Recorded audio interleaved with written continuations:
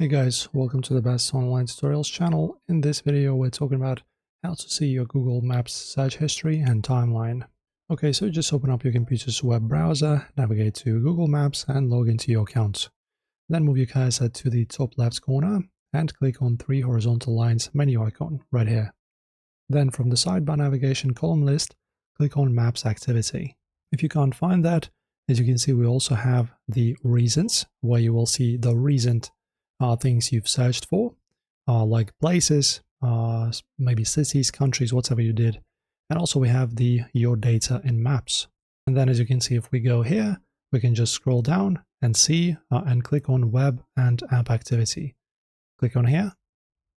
And now as you can see, I have searched for Rome, New York, some other cities like Reykjavik and something in Denmark as well. So you will see everything you've searched for in here.